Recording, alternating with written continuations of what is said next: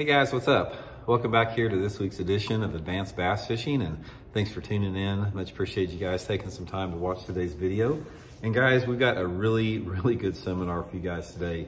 This is going to be, without a doubt, the most in-depth, the most advanced fishing line seminar that you have ever seen before.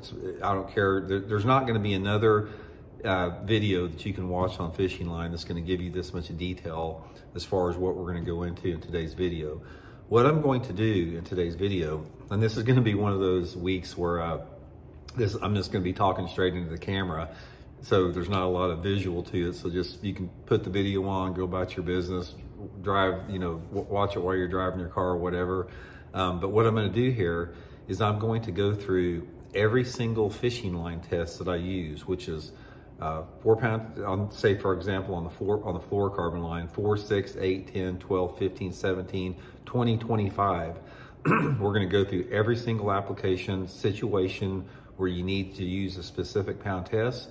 Then we're going to do the same with braid. We're going to go through braid. We're going to go through 10, 15, 20, 30, 40, 50, 65 on braid. Tell you the situations you want to use each one of those. And then we're even going to talk a little bit about monofilament line in this video.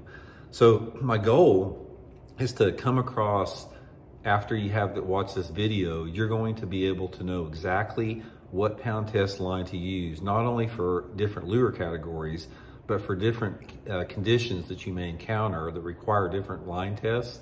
And what this is going to do, this is going to allow you to be a lot more efficient.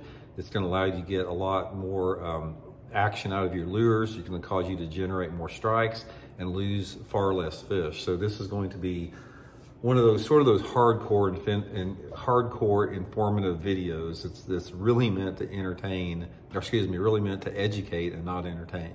So we're going to get to that. And also guys, just want to invite you, a little quick housekeeping tip before we get into the video.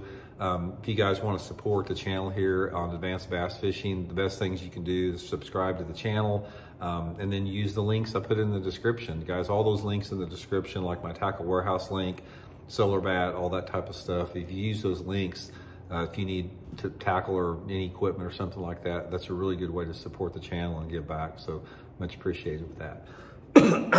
Okay guys, what I'm going to do here is I'm going to start on the low end. We're going to start off with fluorocarbon, and then we're going to go to braided line, and then a little bit on monofilament here.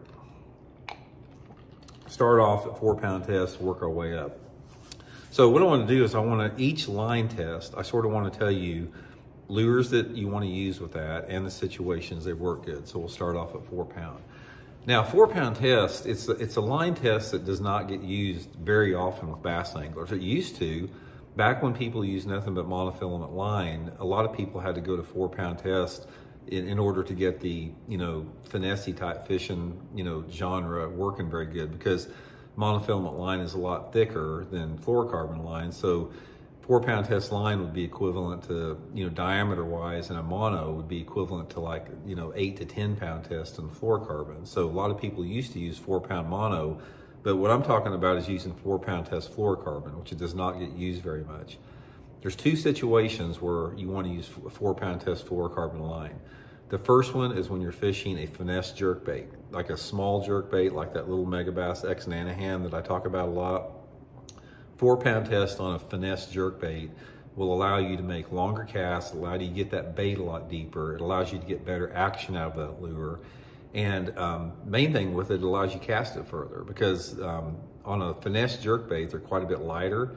And there's a big difference between using 4 pound test line and 6 pound test or 8 pound test. If you take a little finesse jerkbait on 4 pound test line, you can throw it 25% further than if you had 8 pound test line. So there's a huge difference, especially if you're fishing open water or clean water, very clear water. I go to 4 pound test. The other lure category that I use a 4 pound test, there's only 2, is a small swim bait, like a 2.5 inch to maybe 3 inch swim bait. And sometimes if I'm fishing really clear water, where there's not much wind, it's bright, tough fishing conditions, and I've got a small swim bait with a light head on it, like a 16th to an 1/8 ounce head, that 4 pound test will allow me to, again, get that bait down there a little quicker, gets a little bit better feel on it, gets just a little bit more efficient with that. So If you've never tried 4, guys, you might want to definitely try that. And also, I'll talk about, the line real quick. I use nothing but Seaguar line. All the fluorocarbon line I use is the Seaguar Invisex here. And then I use the Seaguar Smackdown for the braid. So when I'm talking about line tests, everything is about the Seaguar here. And also, guys, I'll put my Tackle Warehouse link in the description if you guys want to order some of the line I'm talking about here.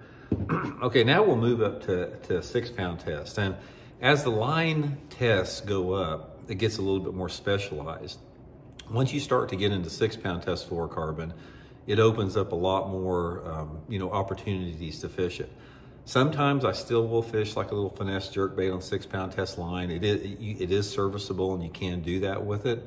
But 6 pound test line, when I think about 6, for me, it's all about wintertime jerkbait fishing. I fish most all of my jerkbaits, even a regular sized jerkbait like the Megabass Vision 110, on 6 pound test line in the wintertime. Because again, I get a longer cast, I get deeper in the water, it allows me to get that bait a little bit down deeper than what I can normally. Other applications with 6 pound test line is sometimes I'll use a small crankbait. If I'm using a little finesse type crankbait that I want to maximize that depth out, a lot of times I'll put 6 pound test line on it. If I've got one of those little finesse crankbaits that maybe runs 3 or 4 feet deep on like 8 to 10 pound test line, I can put it on 6 and I can bounce that little finesse crankbait down to depths that a lot of people can't reach with that heavier line. So finesse crankbait is another really good thing with that. Another thing with 6 pound test line, it's really good for finesse techniques with things like Ned rigs. Light shaky heads is going to be really good with that. Little small, 4-inch plastic worms is going to be good at that. And 6 pound test is probably my mainstay with a lot of the smaller swim baits. So if I'm using a swim bait in, 2.5 to say 3 3¼ inch size with like an 1/8 ounce head on it, 6 pound test is my go-to because it's finessey, yet it's strong enough to allow me to put a little bit of pressure on the fish. And while I use 4 pound test on the lighter finessey swim baits, I'm gonna guess that 6 pound test is sort of my main workhouse, with those, just the smaller rib swim bait or something like that. That Megabass, the 3-inch long spark shad or the Hazendong shad, something like that. 6 pound test really works really good with it. Another time that I'll use some 6 pound test once in a while is if I'm wacky rigging a small worm, if I'm using a Zoom trick worm on a wacky rig, sometimes 6 pound test will work really good with that. But for the most part, 6 pound test line is designed for cleaner water, areas that don't have a lot of cover in it. And that's gonna be your 2 true finesse line tests, 4 pound test and 6 pound test. Now, once you get up to 8, guys, 8 really allows you to step up a lot in terms of, again, the diversity of lures that you can fish on it. And, it opens up a lot of different, categories of lures that aren't really available to 6 pound test line. Because 8 pound test line is I consider it sort of on the upper end of a finesse line, yet you can put a lot of pressure on 8 pound test line. I've caught lots of big fish on 8 pound test line. 8 pound test line is one of those tests that I use a lot. I mean, if you look at the percentage of time that I use different pound test lines, 8 pound test line, it gets a lot of use with me. And the times that I use 8 pound test line, again, it's a good jerkbait line.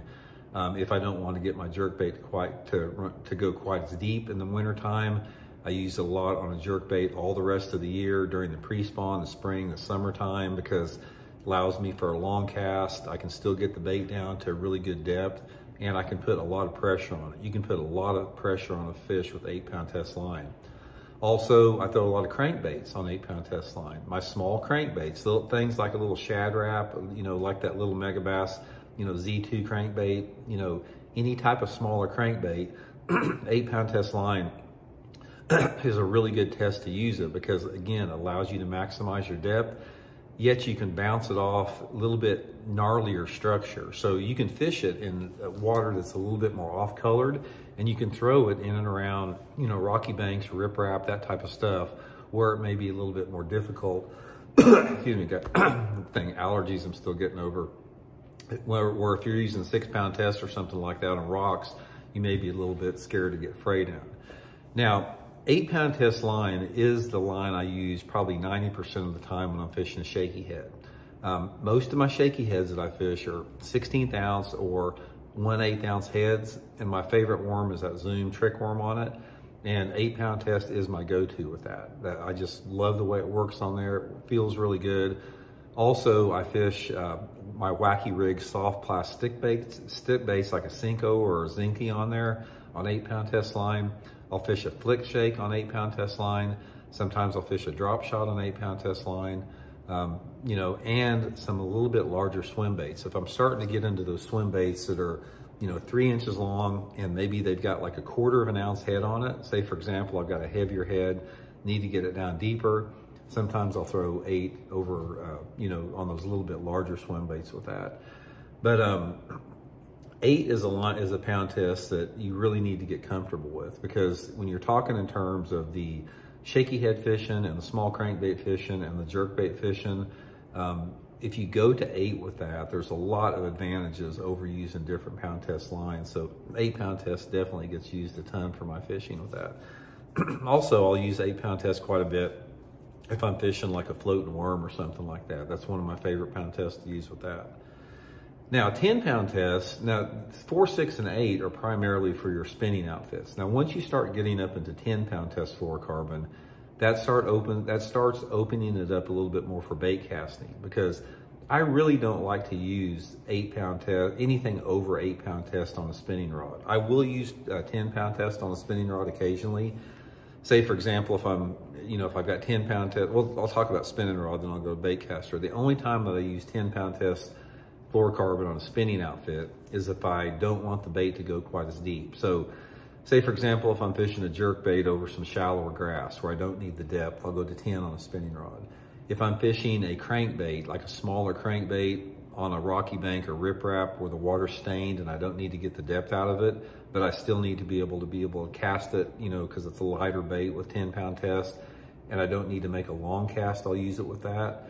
But other than that, I don't use 10-pound test on very much on a spinning rod, except for some crankbaits and the jerk baits. Once in a while, I'll use it on a Wacky Rig soft plastic stick bait. Let's say, for example, if I'm fishing, making shorter casts around some shallow grass or something like that, then at times I'll go to 10-pound test. But most of the time, when I'm using 10-pound test, I'm using it on, you know, some type of a bait cast outfit.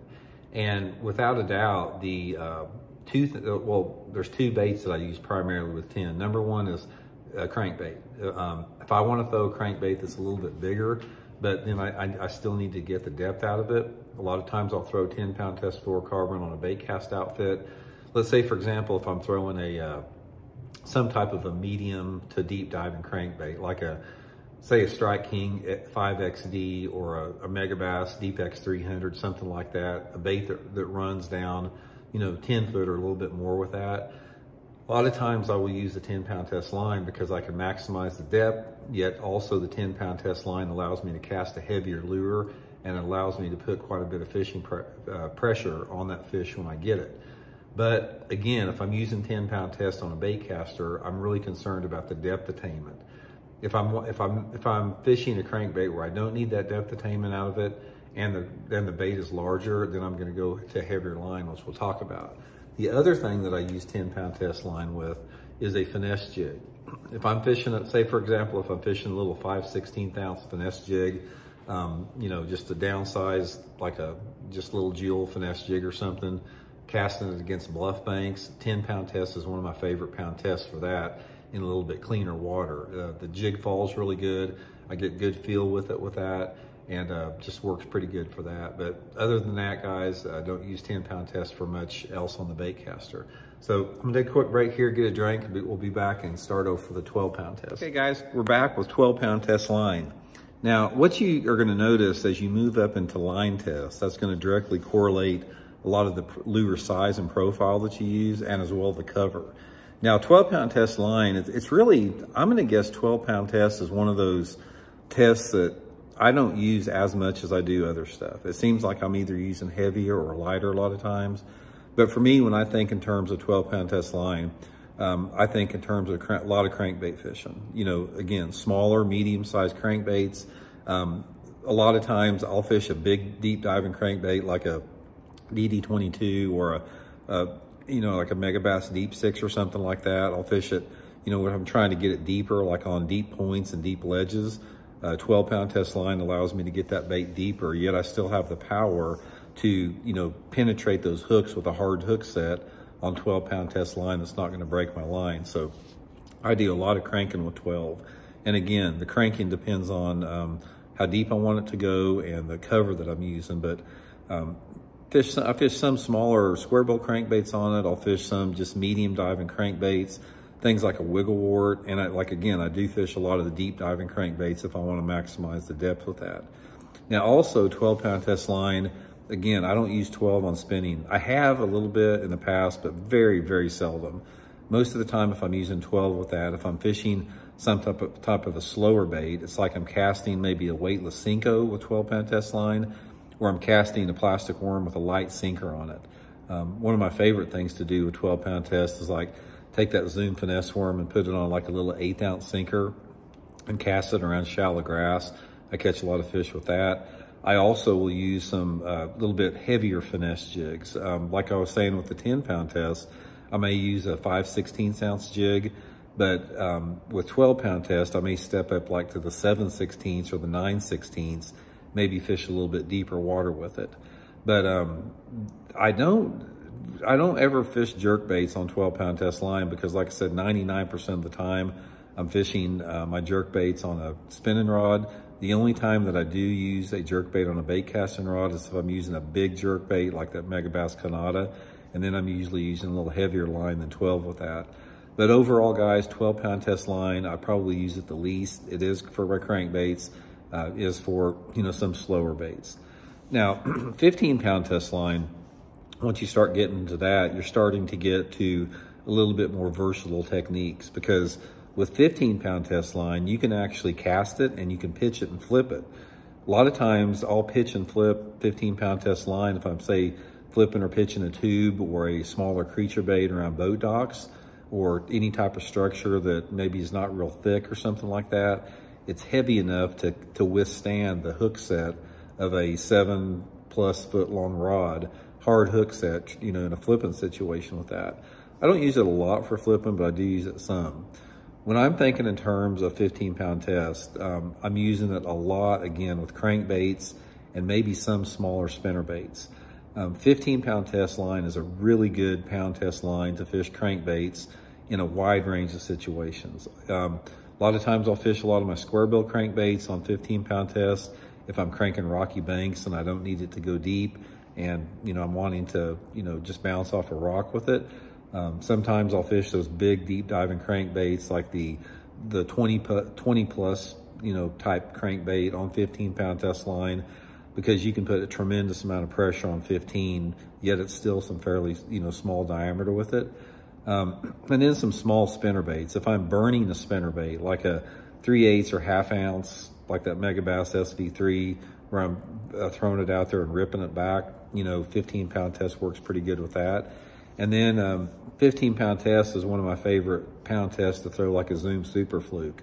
Any type of a fluke type situation, sluggo, really good with that. And also, I'll use 15-pound test if I'm fishing some deeper swim baits. Say if I'm fishing one of those, like a 4-inch long swim bait with like a 3/8 ounce head on it, where I'm fishing it deeper off the bottom, that's a really good way to catch them too on there. I'll use that quite a bit. Now on my bottom baits, I use a lot of 15-pound tests for my bottom baits. Football head jigs, I use them a lot on 15-pound tests. Casting worms, you know, with various pound slip sinkers, I'll use 15-pound tests. And sometimes if the cover is heavy enough, I'll take a wacky rig and put it on a soft plastic stick bait, and I'll put it on 15 and I'll pitch it and flip it around shallow wood cover. That's another really good way for it. But 15 is probably the minimum as far as where I start flipping and pitching. Now, when you move to 17, guys, 17, 20, and 25, when you're talking in terms of flipping and pitching, those are the 3-pound tests that I use a lot for my pitching and flipping. Now, if I'm flipping and pitching a smaller bait, like again, a smaller creature bait, like a Zoom, like one of those Zoom, the smaller brush hogs, like the baby brush hog, or like a small type creature bait, some type of, again, small jig, maybe tube, something like that. I flip it and pitch it a lot around shallow cover. If it's not some type of cover where I'm having to penetrate, like into grass or over a limb, like in a flooded bush. But a lot of times, if I'm flipping and pitching, say around stumps or lay down trees or something like that, or again, docks, I'll use 17 quite a bit with that. It's a really good serviceable line test on 17 with that. 17 is also, I'm still throwing crankbaits on it. And I go, mainly when I'm throwing 17 on a crankbait, I'm fishing shallower water with it. Once in a while, I'll throw 17 on a big 20 plus crankbait if I don't want it to go quite as deep. But most of the time when I'm throwing 17, I'm throwing some type of, like a 1.5 or 2 inch long square bill crankbait, some type of a crankbait where I'm, bouncing off a rock or wood that I don't need it to get very deep. That's a really good pound test with that. And again, 17 plays a big role in my spinnerbait fishing and chatterbait fishing. Once you start getting into 17, my chatterbait fishing is primarily done with 17 and 20 pound tests. On the chatterbait, for example, if I'm dropping it down, say if I'm throwing it out over a deeper grass bed or something, and I'm needing to get that bait down 5 or 6 foot, 17 is probably my go-to line with that. Super strong, but yet it still, handles and controls the bait pretty good. And the big jerk baits, that big Megabass Kanata, big number 18 Mag Rapala, I'll use a lot of times on 17 because I don't want to get the depth out of it. That works pretty good with that. Again, casting worms, once I start using 17, I'm usually casting like 10-inch worms on it with maybe 3/8 ounce slip sinkers. Again, 17 is a good pound test for football head jigs with that. So 17 is pretty much a situation where you need a little bit of power, but not too much diameter. Now, the last two guys are 20 and 25 pound tests. And there's really very little difference in how 20 and 25 fishes. If you put 25 or 20 pound test Seaguar Invisex line on a rod, you don't notice a lot of difference. Obviously, the only difference is the 25 is a little bit larger diameter, but not much. It's not much larger diameter, but it is a little bit larger diameter. The 20 and the 25 are my go-to flipping and pitching lines. Anytime I'm flipping and pitching jigs, creature baits with heavier weights on it, anything like that, type of cover where I'm having to penetrate thicker cover, like I'm flipping into a flooded willow tree, a flooded bush, shallow grass, water willows, something like that, or even around docks or brush piles. That's when I'm going to 20 or 25, where I'm really concerned about the abrasion.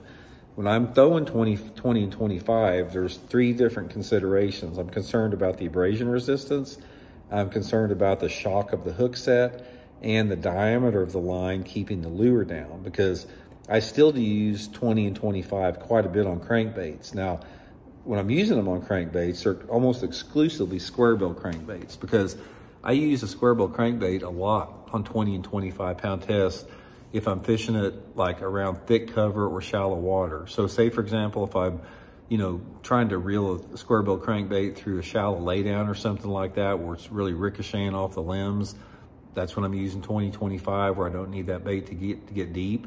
But mainly with square bill crankbaits. 20 and 25 also is the line I use for my bigger spinnerbait. So anytime that I'm using, like say a 1/2 ounce, 3/4, 1 ounce spinnerbait, I'm always using 20, 25 pound test line. I will use 20 sometimes on a chatterbait. Like I said, if I don't need it to get quite as deep, I'll use that with that. And then also 20 and 25 are my main lines for my bigger swim baits, like that Megabass 8-inch Mag Draft and the glide baits. Glide baits and big swim baits are almost exclusively thrown on 20 and 25 pound tests. But one of the things you'll notice about 20 and 25 pound guys is that one of the biggest limitations about it is the casting distance. Because when you put that large of a diameter line on, you're sacrificing a lot of casting distance. Number one, your reel doesn't hold that much line, and you simply can't cast it as far. So when you're using those heavier lines, you're usually dealing with techniques that are closer to the boat, where you don't need to make quite quite as long as cast, and you know what, you need the maximum power out of it. So that's sort of the grouping on that. So get another drink here, guys. We'll be back and we're gonna get into braided lines. Okay, guys, let's get into braided line now. Braided line is highly situational. And I think a lot of people get into a habit where they use it a little bit too much. So what I want to do is the same that I do with fluorocarbon. I want to go through the braided line test and sort of tell you guys, give me my tips and advice on when you want to use what pound test under what situation. Now, the first thing I'll say about braided line, guys, is, you know, I use this Seaguar Smackdown, and braided line comes in a lot of different colors, but try to get it in a low visibility color. This is that stealth gray. You see a lot of people using like the yellow lines and whites. Braided line stands out a lot more in the water than any other pound test, so, or any other type of line. So I always encourage going to the, you know, some type of a low vis if you can on that. It's really gonna help you get more strikes with that. I'm a firm believer, guys, that, you know, you see people using that yellow braid a lot of times, you know, braid to fluorocarbon. And I'm a firm believer fish can see that in clear water. So I just want to do everything I can to be as stealthy as possible. So try to go to that. So let's start out. We're going to go, the braids come, you guys, usually in 10, 15, 20, 30, 40, 50, and 65. And there's a lot of overlaps there. So we're going to start out low and go high. Now, first of all, when you're talking, let's talk in, you know, like 10 pound test, 15, and 20, because they're very similar as far as, you know, when you want to use each one of those. Now, I'm going to talk a little bit about braid to fluorocarbon, and if you guys have seen much of my videos in the past, you know that I don't use it. I'm not a fan about it. I prefer straight braid or straight fluorocarbon. We've talked about this before. I'll mention it real briefly here why. Number one is that braid to fluorocarbon, you got 2 weak links. I think it discourages people from retying enough. I think that the knots can fail sometimes. I think that the line being in the water, even with a long leader, can be a strike detractor. I've just never had any problem using straight fluorocarbon or straight braid on spinning rods. So from that standpoint, I do not personally use braid to fluorocarbon. I don't like it. And I talk about it in some of my videos, but I know a lot of you guys do. So I'm going to talk a little bit about that. Now, the braid to fluorocarbon setup, when you're using it on a spinning rod, there's not a lot of difference between 10, 15, and 20 as far as the applications for it. A lot of it has to do with the casting distance. Obviously, the lighter the line, the smaller diameter, the 10 pound test, the 15, you're gonna get a little bit more casting distance than the 20. But for the most part, I know a lot of people that use, you know, a 20 pound test main line, and then, you know, whatever leader material that they have there. And then they, you know, don't have any problem with it. And I know some people that use a 10 pound test braid with their leader material because they're more comfortable with that. Most of the time, I would prefer, or I would suggest, if you like to use braid to fluorocarbon on all your baits like shaky heads, drop shots, or whatever like that, go to the 15 pound test, because 15 pound test is super small diameter.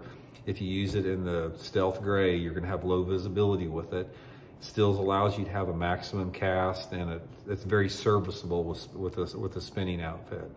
So that's just a little bit about braid to fluorocarbon. Now, the time specifically that I use the braid the way that I fish has to do with the braid with a barrel swivel. Now, what I do is, in place of the braid to fluorocarbon, I will use a braid with I'll use the braided line with a barrel swivel, and then maybe a 2-foot piece of fluorocarbon line out there if I'm fishing like a floating worm or fluke really fast like that, where the line is not getting into the water.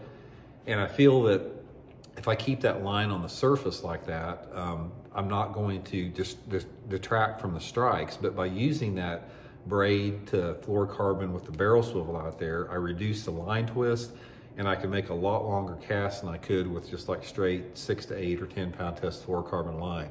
That's about the only time that I use it with that.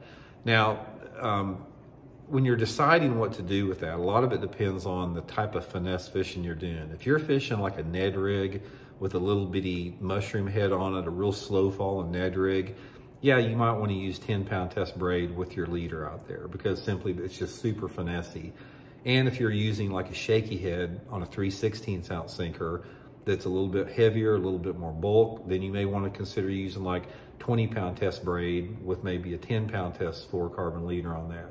So that when you're talking in terms of a spinning outfit, 10, 15, and 20-pound test braid, think in terms of pairing it up with your lure weight and your lure profile size. That's going to give you a lot more efficiency with that. There's no reason to use a 10-pound test braid and fluorocarbon setup if you're fishing a shaky head on a 3/16 ounce sinker, because it's such a bulky bait.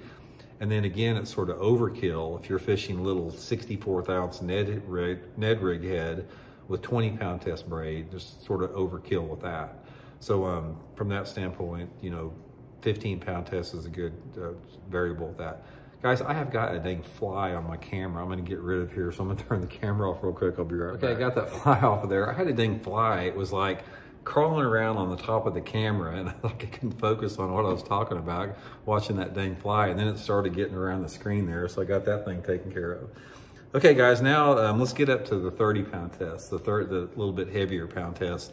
Now, I don't ever use 30-pound test on a spinning rod. When I'm using 30, I'm usually using it on a bait caster.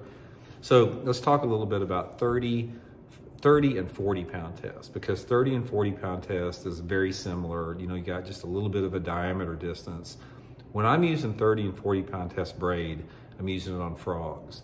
I think one of the biggest mistakes people make when they use braided line on frogs is they use way too heavy line. It's like I see people using 65-pound tests with frogs all the time. Guys, you don't need to do that. You are not going to break your braid with 30 to 40-pound test line on it. And another thing that'll give you an advantage with that is it's a lot easier to get your frog to walk on that lighter braid. So this is one of the things like Aaron Martin's taught me about braided lines. So if you're using 30 to 40-pound test line, this is perfect pound test for braid on there. The other times that I use 30 to 40-pound test line is sometimes if I'm flipping some type of emergent vegetation, like reeds or cattails or something like that, where the water's off-colored and I've got to penetrate way back into those cattails. A lot of times I'll put like a worm, like some type of a 7 or 8 inch worm on like a 1/4 ounce sinker, and I'll pitch and flip those thick reeds and cattails with that 30 to 40-pound braid, simply because a lot of times you need to have that when you're flipping cattails and reeds. Flipping cattails and reeds, you'll lose more fish in that type of cover than anything else. It's so easy for those fish to get off in there. So the braid will really help you get those fish out of there. It's not going to help you get any more strikes, but it's really going to add up to a lot more, fish in the boat for you if you do use that with there. That's about my only application for 30 and 40 is on a frog and that light flipping setup. Now, when I get to 50, guys, 50 and 40 sometimes, 50-pound test is my buzzbait line. If I'm using a buzzbait that has, like a 1/2 ounce buzzbait or more, a larger type buzzbait, I'm always using it on 50-pound test, most every single time out there. Now, I will use 40-pound test on a smaller buzzbait sometimes, and even 30. And also, I forgot to mention it on the fluorocarbon. A lot of times I'll fish a buzzbait on like 20 to 25-pound test fluorocarbon, especially if I'm close into the cover and I do need a little bit of line stretch. But I love throwing a buzzbait and a whopper plopper too. Buzzbait on a whopper plopper, or excuse me, a buzzbait and a whopper plopper works really good on 50-pound test line. Most of the time I'm fishing it on, I use that Megabass launcher. It's a 7'11", sort of a medium action rod with it. Those are my two main things there. And also, guys, flipping is what I use all the time when I'm punching. If I'm punching matted vegetation with like a 1 ounce sinker, I always use 50. I don't use 65. I think 65 is overkill. Or if I'm flipping a big jig, if I'm flipping like a 1 ounce jig in the same type of areas, 50-pound test. And this is all about vegetation. I do not use 50-pound tests hardly ever unless I'm flipping matted hyacinths, thick vegetation, matted vegetation, thick reeds. The only exception to that is if I'm flipping super, super gnarly, thick, flooded cover and stained water. For example, I was fishing the tournament at Sam Rayburn a few years ago, and they got these mesquite trees that have like thorns and stickers on them there. And there was like 7 or 8 foot of water in these gnarly, thorny bushes out there. and I had to use 50-pound test braid to actually get those fish out. I could not get them out with fluorocarbon with that. So that is my flipping line with that. One of the things I'll tell you guys, it's like if you use 50-pound test flipping on your heavy stuff like that, it feels a lot more natural than using 65. And I really think that smaller diameter makes a big difference with that. 65, guys, which you hear people using a lot for flipping and pitching and frogging, I do not use 65. I don't have 65 in any of my line. I've got 50 is the max that I got. If you think you're gonna break a 50-pound test line, 50-pound test braided line on a fish, you're not going to. I have never broken it ever, guys. So from my standpoint, I don't really think that you need 65-pound test line. But overall, guys, when you're considering using braided line, the only thing that you need, the only time or the only consideration that you need to consider using braided line is if you're afraid you're going to break off, or if you have to make a super long cast on a spinning rod with really light braid. Light braid, like 10-pound test line, will allow you to make the furthest cast on the spinning rod, even over 6 or 8-pound test line most of the time, especially for those little bit heavier lures out there. But since I don't use braid to fluorocarbon, that's not an issue for me. For me, anytime that I use braided line, it's all about power. It's about the need for having no stretch, and it's the need to get those fish out of there. And I'll tell you one final thing about braid. Braid will help you get 0 more bites. In fact, it will take away your bites. If you use braided line, guys, you are going to reduce the number of bites that you get, depending upon the situation. Now, some situations are different. Sometimes it's more or less, but it will do nothing to add the number of strikes that you get. And my philosophy and my theory on fishing is you can't get a fish in the boat unless you get that fish to bite. So I don't want to use braided line unless I absolutely have to use it to get the fish out. In other words, it's like, let's say, for example, if I use braided line and I feel that, you know, I can get 20 strikes a day with braided line, I probably will get 30 strikes a day if I would use fluorocarbon line, but I may lose half of those fish on fluorocarbon line, so it's sort of a give and take with that a little bit. Okay, and finally, guys, monofilament.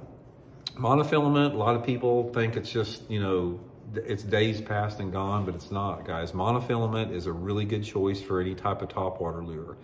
If you're using a topwater lure that sets in one position, that's when I use monofilament all the time. Fluorocarbon line, guys, it's heavy and it will sink.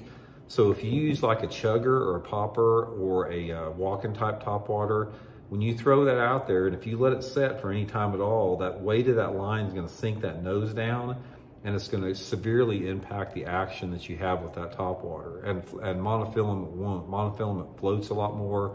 It's more buoyant, and it is the best choice to use with a topwater like a chugger, any type of walking topwater, a prop bait, anything that sets on the surface like that.